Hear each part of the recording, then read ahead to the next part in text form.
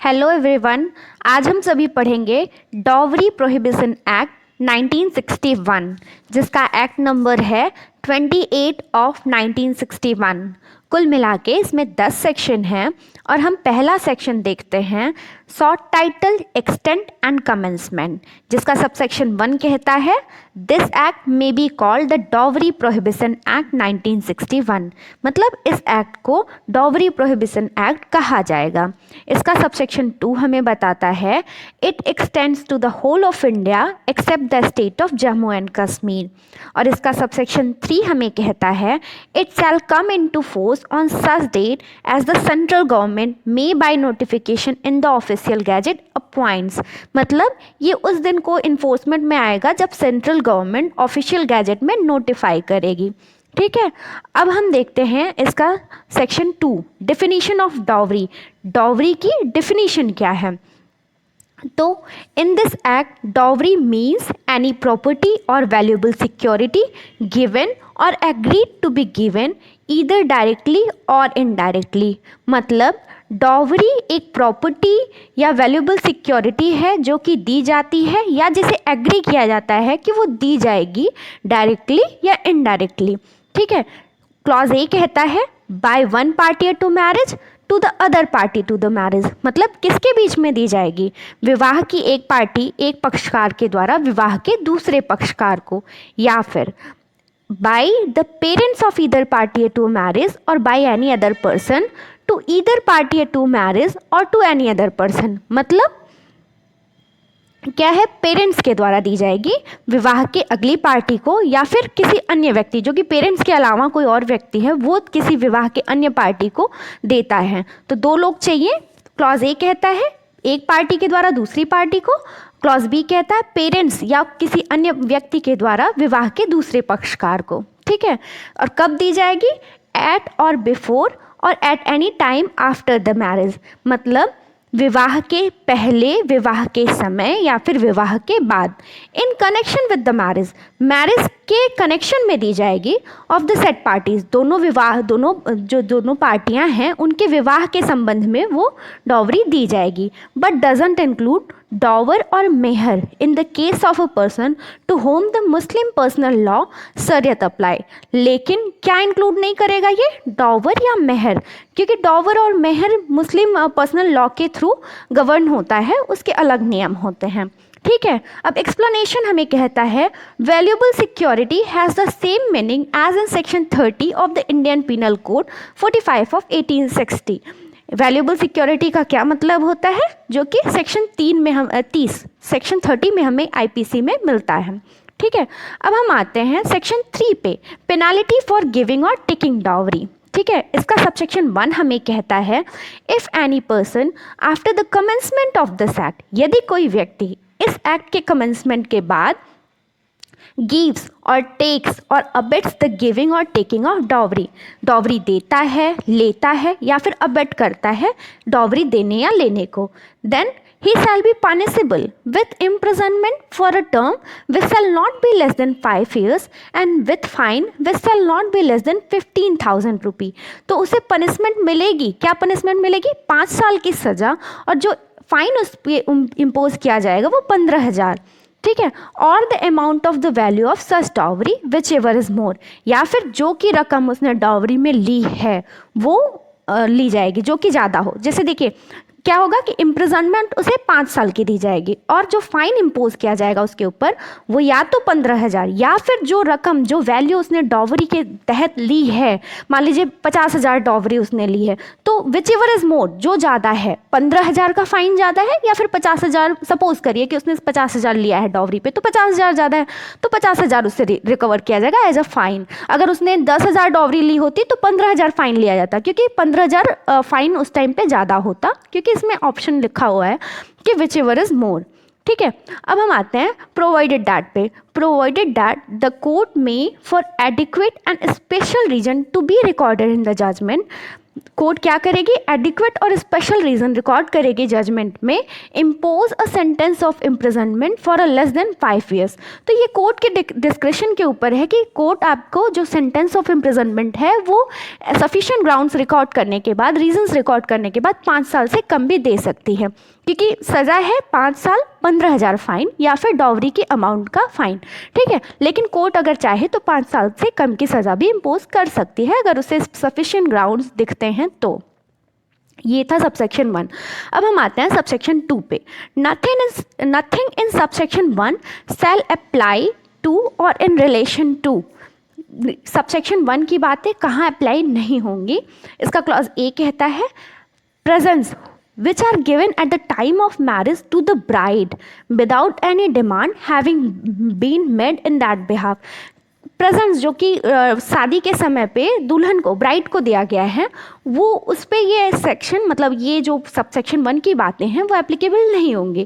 ठीक है, provided that कहता है such presents are entered in a list maintained in accordance with rule made under this act. मतलब इस एक्ट के अंदर जो रूल्स बनाए गए हैं उसके अकॉर्डिंग इन प्रेजेंट्स को एक लिस्ट में मेंटेन किया जाएगा, तभी उस पर जो है कि सबसेक्शन 1 की बातें एप्लीकेबल नहीं होंगी, जो भी प्रेजेंस आप मैरिज के समय ब्राइड को देते हैं। ठीक है, इसका सबसेक्शन बी कहता है presents which are given at the time of a marriage to the bride groom, मतलब without any demand having been made in that behalf. जो चीज़ मैंने हम लोगों ने ऊपर पढ़ी कि प्रेजेंस जो कि विवाह के समय पे दुल्हन को दिए गए थे, वही प्रेजेंस, मतलब प्रेजेंस जो कि ब्राइड ग्रूम को दिए जाएं eight the time of marriage, provided that भी उसके ऊपर सबसेक्शन 1 नहीं लगेगा। प्रोवाइडेड दैट भी यही बात करता है कि provided that such presents are entered in a list maintained in accordance with the rule made under this act.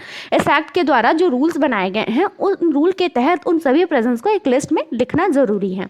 ठीक है, तो मतलब हमने देखा सबसेक्शन 2 में जो प्रेजेंट्स ब्राइड या ब्राइडग्रूम को गिफ्ट किए जाते हैं eight the time of marriage, तो उस पर सबसेक्शन 1 की बातें, यानी जो इम्प्रिजनमेंट है 5 साल का और 15,000 रुपये फाइन है, वो एप्लीकेबल नहीं होगा। ठीक है, अब हम आते हैं प्रोवाइडेड फर्दर दैट पे। ठीक है, इसका सबसेक्शन 2 का प्रोवाइडेड फर्दर दैट है where such presents are made by और in behalf of the bride और any person related to the bride. जब ऐसे प्रेजेंस ब्राइड की तरफ से, दुल्हन की तरफ से, या फिर ऐसा कोई व्यक्ति जो दुल्हन की तरफ से रिलेटेड है तो उनकी तरफ से किया जा रहा है, तो such presents are of customary nature and the value thereof is not excessive having regard to the financial status of the person by whom और on whose behalf such presents are given. तो ये जो presence है जो कि दिए जाएंगे bride की तरफ से, वो प्रेजेंस क्या होंगे, कस्टमरी नेचर के होंगे और उनका वैल्यू एक्सेसिव नहीं होगा, मतलब उनकी फाइनेंशियल कंडीशन को देखते हुए जिनकी तरफ से ये प्रेजेंस दिया जा रहा है। मान लीजिए लड़की के घर वाले बहुत गरीब हैं, उनके पास इतनी ऐसी फाइनेंशियल स्टेटस उनका नहीं है, पर कस्टमरी नेचर का उन्होंने कोई गिफ्ट करना है तो वो कर सकते हैं, लेकिन उसकी वैल्यू एक्सेसिव नहीं होनी चाहिए, जिससे कि ये लगे कि नहीं इन्होंने प्रेशर में दिया है या फिर डॉवरी दे रहे हैं। ये चीज़ नहीं होनी चाहिए। कस्टमरी नेचर का कोई गिफ्ट आपको देना है तो आप दे दीजिए, ये चीज़ है। ठीक है, अब हम आते हैं इसके 4 सेक्शन पे। सेक्शन 4 पे पेनाल्टी फॉर डिमांडिंग डॉवरी। ठीक है, if any person demands directly और इनडायरेक्टली फ्रॉम द पेरेंट्स और अदर रिलेटिव और गार्जियन ऑफ अ ब्राइड और ब्राइड ग्रूम। यदि कोई व्यक्ति डिमांड करता है डायरेक्टली इनडायरेक्टली, किससे डिमांड करता है, पेरेंट्स या फिर किसी और रिलेटिव या गार्जियन से, किसके, ब्राइड या ब्राइड ग्रूम के, एज द केस में बी एनी डावरी, कोई भी दहेज, he shall be punishable with imprisonment for a term which shall not be less than 6 months. तो वो पनिशेबल होगा इम्प्रिजनमेंट से, जो कि 6 महीने की इम्प्रिजनमेंट से कम नहीं होगी, but which may extend to 2 years and with fine which may extend to 10,000 rupees. लेकिन जो कि क्या है, 2 साल की सज़ा में कन्वर्ट हो सकता है, मतलब 6 महीने से 2 साल तक की सज़ा, और फाइन कितना, फाइन 10,000 रुपीज़। ठीक है, अब provided that the court may for adequate and special reason to be mention in the judgment impose a sentence of imprisonment for a term which shall not be of a term of less than 6 month. मतलब court अगर adequate ground exist करता है तो court 6 month से कम की भी सज़ा सुना सकती है। ठीक है, कोई व्यक्ति अगर डॉवरी मांगता है चाहे ब्राइड से, ब्राइड ग्रूम से, तो उसको क्या, कितनी पनिशमेंट हो सकती है, 6 महीने से 2 साल तक की पनिशमेंट हो सकती है, और इम्प्रिजन और जो फाइन होगा उस पर वो 10,000 रुपीज़ के हो सकता है। ठीक है, अब हम आते हैं सेक्शन 4A पे, ban on advertisement. If any person, clause A, offers through any advertisement in any newspaper, periodical, journal or through any other media. ठीक है, क्या करता है कोई व्यक्ति, ऑफर करता है एडवर्टाइजमेंट के थ्रू किसी न्यूज़पेपर में, पीरियोडिकल में, जर्नल में या फिर कोई और मीडिया के साधन के through, any share in his property और ऑफ एनी मनी और बोथ, अपने प्रॉपर्टी का कोई शेयर या फिर मनी या फिर दोनों, मतलब प्रॉपर्टी का शेयर भी और पैसा भी दोनों, as a share in any business और अदर इंटरेस्ट, या फिर कोई बिजनेस में उसका शेयर है या फिर कोई और इंटरेस्ट है, किस चीज़ के लिए, as a consideration for the marriage of a son और डॉटर और एनी अदर रिलेटिव।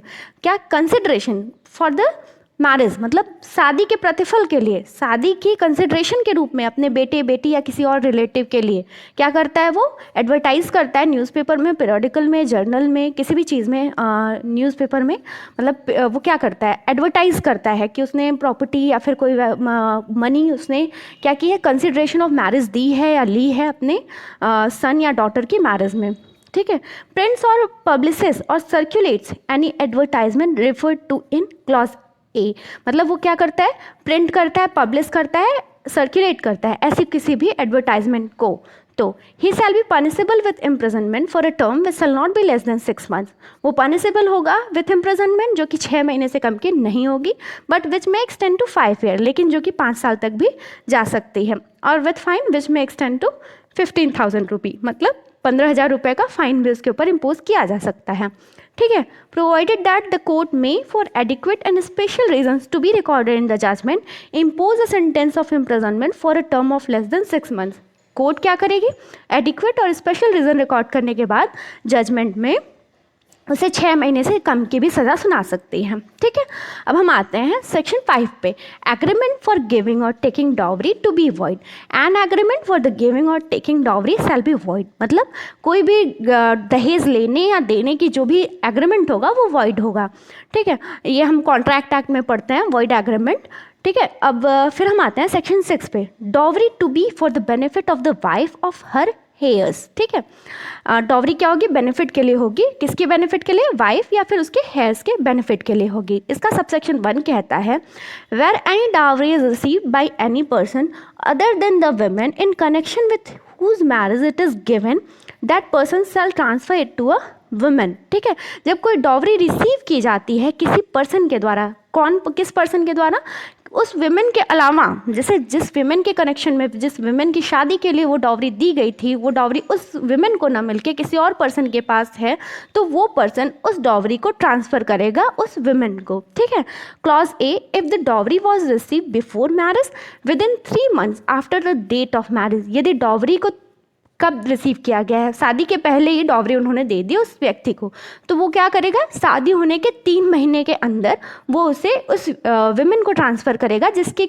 शादी के लिए वो डॉवरी दी गई थी। ठीक है, अब हम आते हैं क्लॉज बी पे, if the dowry was received at the time of और after the marriage within 3 months after the date of its receipt, मतलब क्या है, डॉवरी कब दी गई, शादी के टाइम पे या शादी के बाद दी गई, तो क्या करेगा वो आदमी जिसको दी गई है, वो रिसिप्ट होने के 3 महीने के अंदर उस रकम को उस विमेन को ट्रांसफ़र करेगा।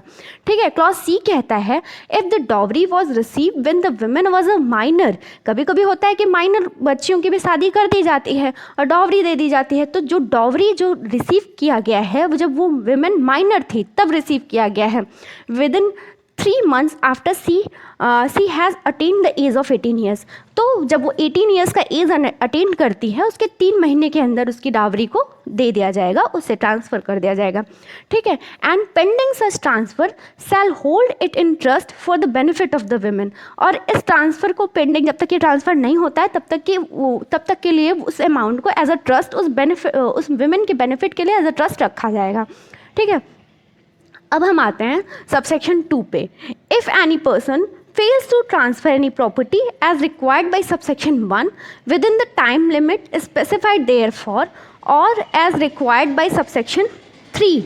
ठीक है, यदि कोई व्यक्ति जो है जिसे ट्रांसफ़र करना था प्रॉपर्टी को, वो फेल कर जा रहा है, ट्रांसफ़र नहीं कर पा रहा है सबसेक्शन 1 में जो टाइम लिमिट बताई गई है 3 महीने की उसके अंदर, ठीक है, और या फिर सबसेक्शन 3 में जो कहा गया है उसे ट्रांसफ़र करने के लिए जिस हिसाब से वो नहीं कर पा रहा है, तो क्या होगा, he shall be punishable with imprisonment for a term which shall not be less than 6 month but which makes 10 to 2 years। ठीक है, तो वो पनिशेबल होगा इम्प्रिजनमेंट से कितने साल के लिए, कितने महीने के लिए, 6 महीने के इम्प्रिजनमेंट के लिए वो पनिशेबल होगा, जो कि 2 साल तक के लिए बढ़ सकती है। और विथ फाइन, और फाइन भी उसके ऊपर लगेगा, which shall not be less than 5,000 rupees but which makes 10 to 10,000 rupee और बोथ। मतलब क्या है कि 5,000 से 10,000 के बीच में जुर्माना और 6 महीने से 2 साल के लिए इम्प्रिजनमेंट उसको हो सकती है। ठीक है, अब हम आते हैं सबसेक्शन 3 पे। Where the women entitled to any property under subsection 1 dies before receiving it। जब जो women entitled थी जिस प्रॉपर्टी को रिसीव करने के लिए सबसेक्शन 1 में, वो मर जाती है, उसका डेथ हो जाता है उसको रिसीव करने से पहले, देन क्या होगा, the heirs of the women shall be entitled to claim it from the person holding it for the time being. तो जो उसके हेयर्स हैं वो इंटाइटल हो जाएंगे कि उसको क्लेम करें उस व्यक्ति से जिसके पास वो प्रॉपर्टी है। ठीक है, provided that where such women dies within 7 years of her marriage otherwise than due to natural causes such property shall. और क्या होता है कि जब ऐसी विमेन की डेथ होती है विद इन 7 years 7 साल की मैरिज के अंदर ही, और otherwise than due to natural courses, normal कारण नहीं है उसके मरने के, और वो 7 साल के अंदर उसकी शादी के 7 साल के भीतर उसकी डेथ हो जाती है, तो ऐसी प्रॉपर्टी क्या होगी, सच प्रॉपर्टी शैल। एक क्लॉज ए कहता है if she has no children be transfer to her parents, मतलब उसके पास अगर बच्चे नहीं हैं तो उसके पेरेंट्स के पास वो प्रॉपर्टी चली जाएगी। और क्लॉज बी कहता है if she has children be transfer to such children and pending such transfer be held in trust for such children. अगर उसके पास बच्चे हैं तो वो उन बच्चों के पास जाएगी, और अगर जब तक बच्चों के पास ट्रांसफ़र नहीं हो रही है तब तक वो बच्चों के बेनिफिट के लिए ट्रस्ट में रहेगी। ठीक है, अब हम आते हैं 3A क्लॉज पे। क्लॉज 3A का कहता है, मतलब सबसेक्शन 3A का कहता है where a person convicted under subsection 2 for failure to transfer any property as required by subsection 1 और subsection 3। जब ऐसा कोई व्यक्ति जो कि कन्विक्ट हो जा रहा है सबसेक्शन 2 में किस चीज़ के लिए, कि उसने प्रॉपर्टी ट्रांसफ़र नहीं की उस विमेन को जैसा कि सबसेक्शन 1 और सबसेक्शन 3 में रिक्वायर्ड था, has not before his conviction under that subsection transfer such property to the women entitle thereto. और उसने क्या किया है कि अपनी कन्विक्शन से पहले जो है कि ट्रांसफ़र नहीं किया ऐसे प्रॉपर्टी को उस वेमेन को जो कि इंटाइटल थी जिसके लिए, एज द केस में भी her heirs parents childrens the court shall, मतलब किसको ट्रांसफ़र करना था उसको, हेयर्स को, पेरेंट्स को, चिल्ड्रंस को, तो फिर क्या करेगी, द कोर्ट शैल, कोर्ट क्या है, in addition to awarding punishment under that subsection, मतलब उन सबसेक्शन में पनिशमेंट अवॉर्ड करने के अलावा कोर्ट क्या करेगी, मतलब वो जो उसको पनिशमेंट होने वाली थी सबसेक्शन 2 में 6 महीने से 2 साल तक की सज़ा, उसके अलावा कोर्ट क्या करेगी, direct by order in writing, order in writing में डायरेक्ट करेगी that such person shall transfer the property to such women और एज द केस में भी हर हेयर्स पेरेंट्स और children within such period as may be specified in the order. उस order में जो भी टाइम स्पेसिफाई किया गया है उसके अंदर उस प्रॉपर्टी को ऐसे विमेन या फिर उसके हेयर पेरेंट्स और चिल्ड्रंस को ट्रांसफर करे, and if such person fails to comply with the direction within the period so specified, अगर वो फिर भी फेल हो जा रहा है उसको ट्रांसफर करने में, an amount equal to the value of the property may be recovered from him as it were a fine impose by such court and paid to such woman as the case में भी her heirs parents children. तो court क्या करेगी, वो जो property की value है वो उससे, मतलब जितनी प्रॉपर्टी की वैल्यू उसके पास थी उससे पर्सनली लेके उससे लिया जाएगा, और उसके बाद फिर उसके ऊपर ऐसे लिया जाएगा कि उसके ऊपर फाइन इम्पोज किया गया है, और उसके बाद फिर उस वुमेन और मतलब हेयर्स पेरेंट्स चिल्ड्रंस को दे दी जाएगी। मतलब सिंपली ये है कि अगर जिस व्यक्ति को वो प्रॉपर्टी ट्रांसफ़र करनी थी, उस वुमेन चिल्ड्रन को वुमेन को ट्रांसफ़र करनी थी, वो नहीं कर पा रहा है, तो कोर्ट खुद इन्फोर्स करवाएगी उस ऑर्डर को और उसे कहेगी, उसे डायरेक्ट करेगी कि आप इतने पीरियड में आप प्रॉपर्टी को ट्रांसफ़र करिए। अगर फिर भी वो फेल हो जा रहा है तो उससे as a fine court recover करेगी और उस वुमेन को अलॉट करवाएगी। सिंपल सी बात इसमें यही है। ठीक है, अब हम सब सेक्शन 4 पे आते हैं। Nothing content in this section shall affect the provision of section 3 and section 4। इस सेक्शन में जो भी बातें कही गई हैं उसको सेक्शन 3 और सेक्शन 4 की किसी भी प्रोविज़न को अफेक्ट नहीं करेगी। अब हम आते हैं सेक्शन 7 पे, कॉग्निजेंस ऑफ ऑफेंसेस। ठीक है, notwithstanding anything content in the CRPC A, no court inferior to that of metropolitan magistrate, judicial magistrate of the first class shall try any offence under this act। मतलब कोई भी court, जैसे जो offences इस act में है उसको try कौन करेगा, मेट्रोपॉलिटन मजिस्ट्रेट करेगा या फिर जुडिशियल मजिस्ट्रेट फर्स्ट क्लास करेगा। ठीक है। अब बी कहता है no court shall take cognizance of an offence under this act except upon, मतलब कैसे कॉग्निजेंस कैसे कोर्ट लेगा इस एक्ट के अंदर जो भी बातें हैं उसका कॉग्निजेंस लेने के लिए कोर्ट कैसे कॉग्निजेंस लेगा, कैसे लेगा, इसका क्लॉज 1 बताता है इट्स ओन नॉलेज और अ police report of the fact which constitute such offence, अपने खुद के ज्ञान पे या फिर किसी पुलिस रिपोर्ट जो है, police report of the facts जो हैं उसके आधार पे।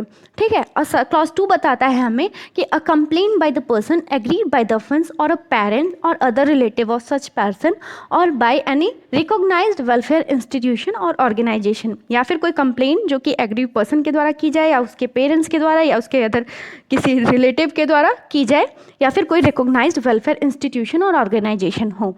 मतलब इसका सिंपल सा मतलब ये है कि कोर्ट कॉग्निजेंस तब लेगी जबकि उसके स्वाध्याय में खुद से नॉलेज में ये बात आए या फिर पुलिस रिपोर्ट के थ्रू वो बात उसके सामने आए या फिर कंप्लेन की जाए, किसके द्वारा की जाए, एग्रीव वुमेन के द्वारा की जाए, एग्रीव पर्सन के द्वारा या फिर उसके पेरेंट्स, रिलेटिव या फिर किसी रिकॉग्नाइज्ड वेलफेयर इंस्टीट्यूशन या ऑर्गेनाइजेशन के द्वारा ये कंप्लेन की जाए।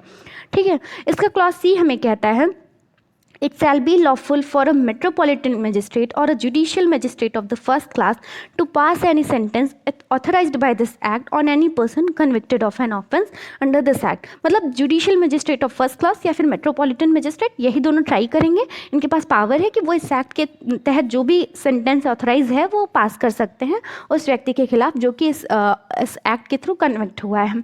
ठीक है। एक्सप्लेनेशन हमें बताता है कि for the purpose of this subsection recognised welfare institution और ऑर्गेनाइजेशन का मतलब ये होता है कि means a social welfare institution और organisation recognised in this behalf by the central और स्टेट गवर्नमेंट।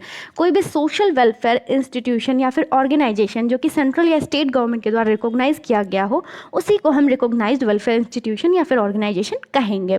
ठीक है। सबसेक्शन 2 हमें बताता है Nothing in chapter 36 of the CRPC shall apply to an offence punishable under this act। मतलब CRPC के chapter 36 की जो भी बातें हैं वो इस shall apply to an offence, मतलब इस एक्ट में जो भी ऑफेंस पनिशेबल है उन पे एप्लीकेबल नहीं होगी। ठीक है।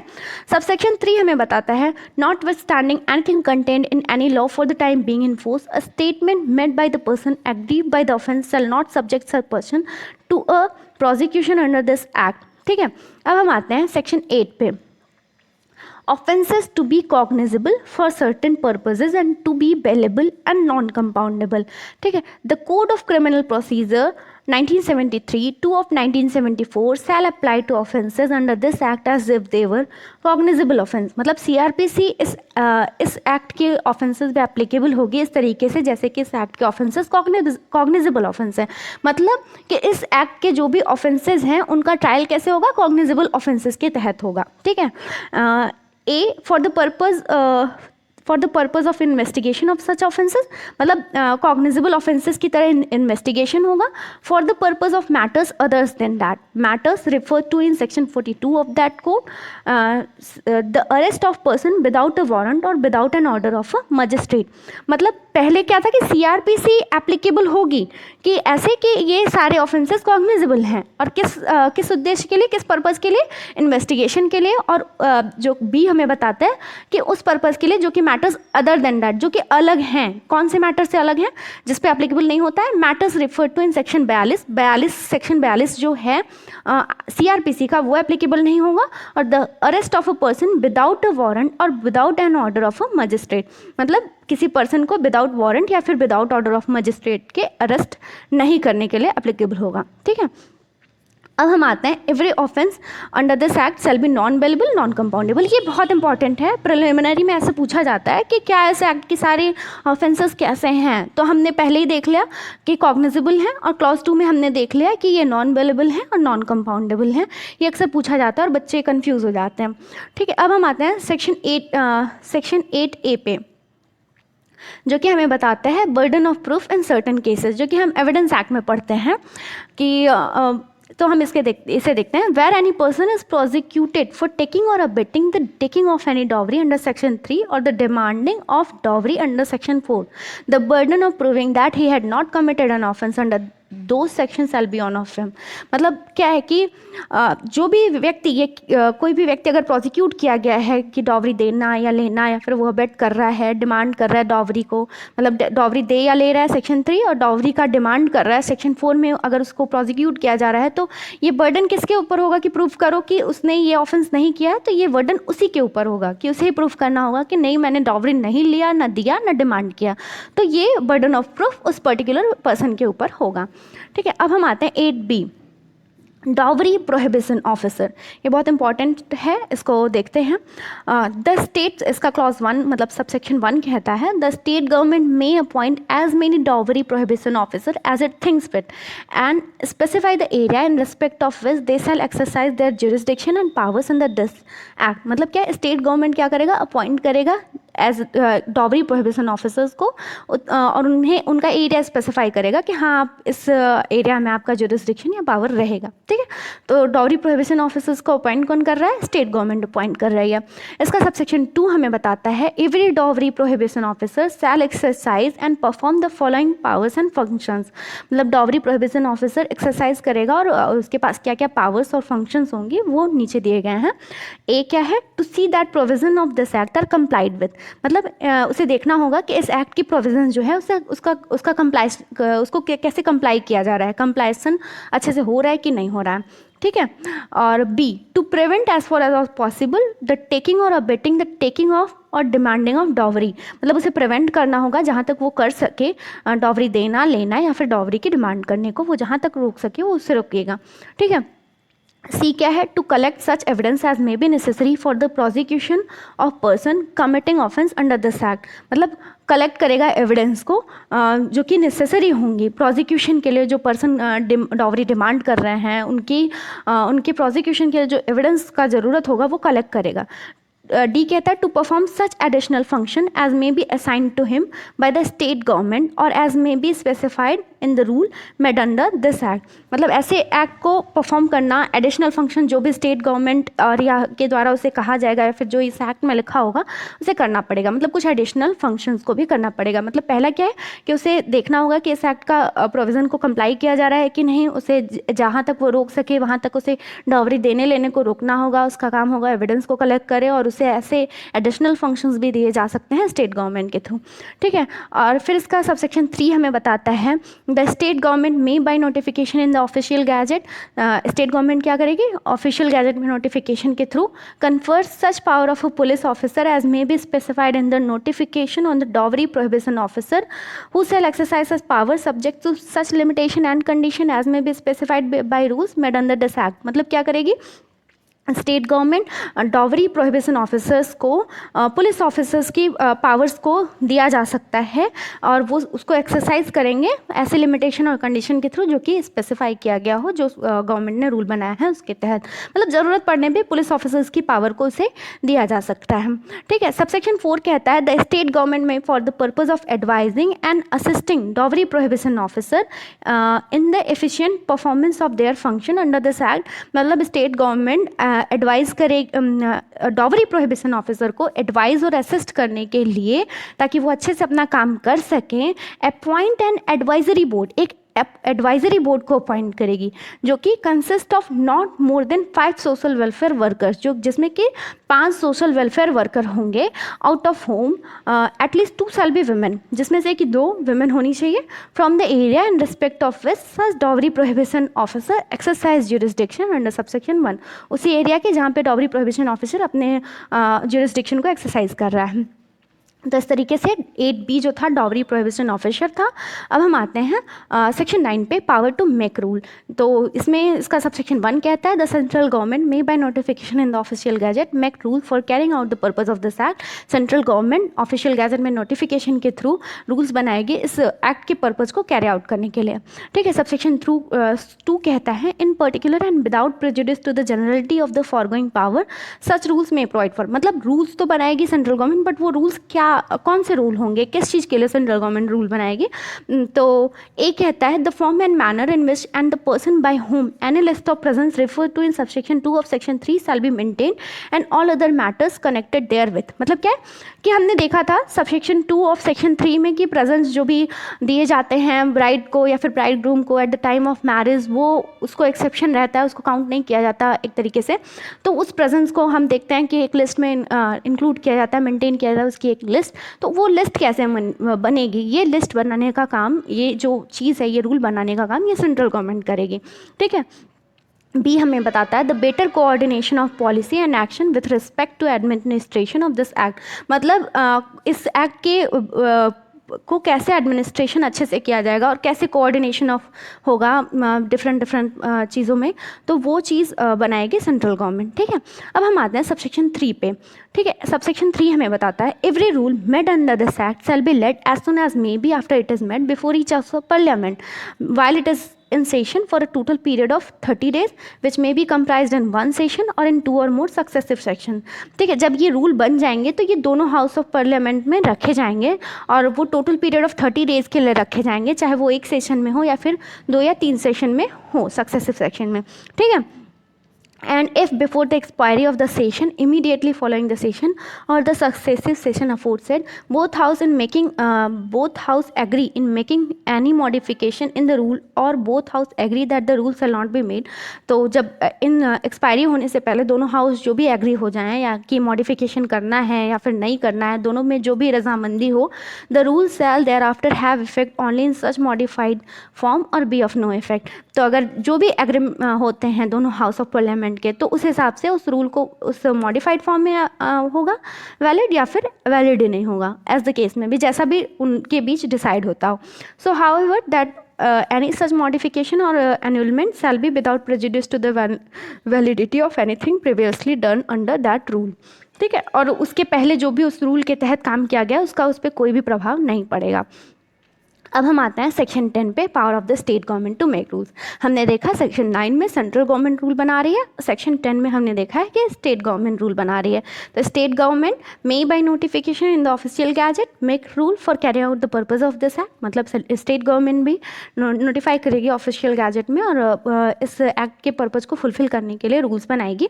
सबसेक्शन 2 हमें बताता है in particular and without prejudice to the generality of the foregoing power such rules may provide for all और any of the following matters. मतलब ये रूल क्या क्या बताएंगे हमें।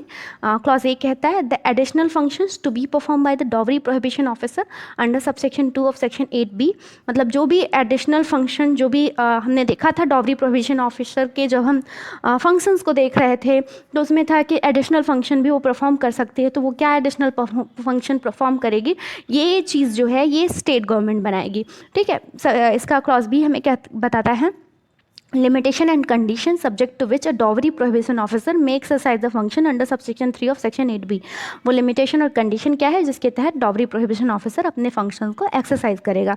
तो इसके बारे में जो rules है dowry prohibition officer के function, जो additional function है और जो limitation और condition है, ये सब चीज़ें जो है state government बनाएगी। ठीक है।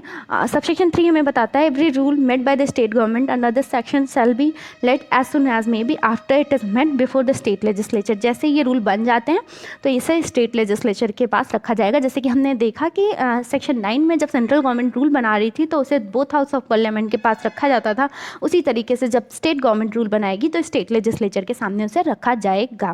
ठीक है। तो इस तरीके से डॉवरी प्रोहिबिशन एक्ट जो था ये कंप्लीट हुआ और आशा करती हूँ आपको पसंद आया होगा। Thank you so much. Thank you.